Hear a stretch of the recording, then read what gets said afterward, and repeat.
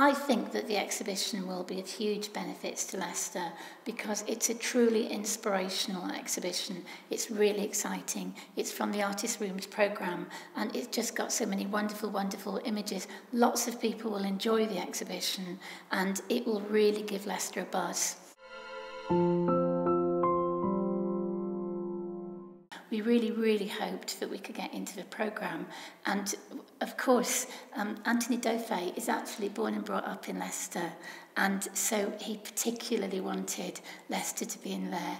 And, you know, so it's just wonderful that it's got a real special thing for Leicester to have Anthony Dauphin's collection here. It's just brilliant. I'm Head of Arts and Museums for Leicester City Council, and that means I'm responsible for not only all of our museums and galleries, but De Montfort Hall festivals and events and arts development. And so my role is to manage an overall service, but that also means to provide leadership for it. So you might think, well, what does she do all day? Because I work in New Walk Centre.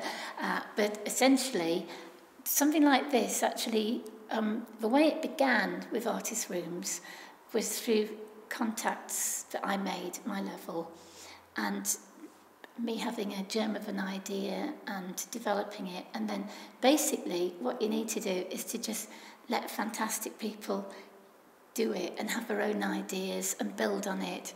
And so my role is as a leader and as an enabler. And what we really like about both the Gerhard Richter and the Gerd Sander is that we have got a most fantastic German Expressionist art collection that was really revolutionary when it was developed from the 1940s, 50s, 60s, 70s. And that both of these shows are ones that are particularly relevant to our collections. They really enhance what we've got and people will really enjoy seeing the synergies between the Gerd Sander and our German Expressionists.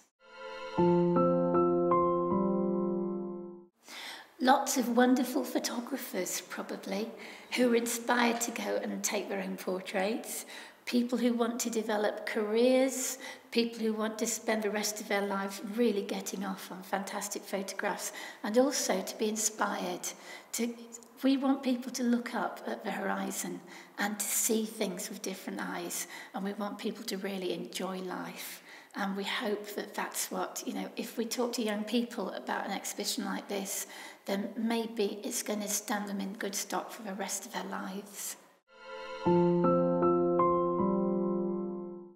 I can tell you a little bit more about Anthony Dauphin in Leicester because when we had the Gerhard Richter exhibition, it was great that he came up here and we had some big events, and it was really nice that a lot of people who knew him and remembered him came, and it was nice for him to, you know, meet people he knew and for them to be really excited by it. But one of the stories that was told is that he used to hang out here, that his mum used to drop him off and basically set him loose in the museum. And so really, very much like David and Richard Attenborough say, they found our museum and he found our museum quite an inspiration when they were teenagers, because he spent a lot of time looking at our collections. And, you know, maybe that's why he became a famous art dealer.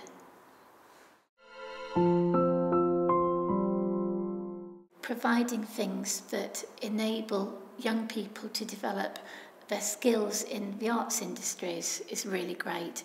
Leicester is a great place for the creative industries, and that is one of the most rapidly growing industries, again, in the country. Particularly digital media is something that, you know, there isn't a recession at the moment in a lot of areas of digital media.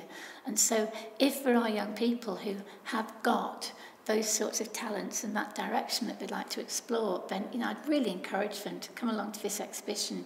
These were, of course, done on an old-fashioned camera, these pictures, but you'll find them so inspirational. Those portraits speak to you. They're like Rembrandt's. They're just, you know, universal images. And if anything is going to inspire people to go away and learn about taking photographs and making films and doing digital media, then that sort of thing will do. We started collecting our German Expressionists from the 1940s. And in 1944, one of our curators, a guy called Trevor Thomas, decided to hold an exhibition called Middle European Art here at Newport Museum. And he was working with refugees, Jewish refugees from Germany. And some of them were people who were painters, artists, art dealers, collectors, and that they had collections of this wonderful art that had been produced in Germany from the First World War through the 1920s and 30s.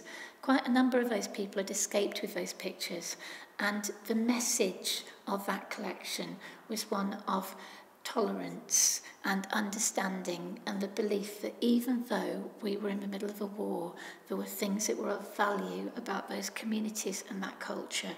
And that collection that we displayed then became the foundation of a collection that has grown up, that's been grown and expanded over the years, working closely with people who wanted us to have those. Before German Expressionism was famous, before it was really valuable, and before it was collected all over the world, then we were developing this collection.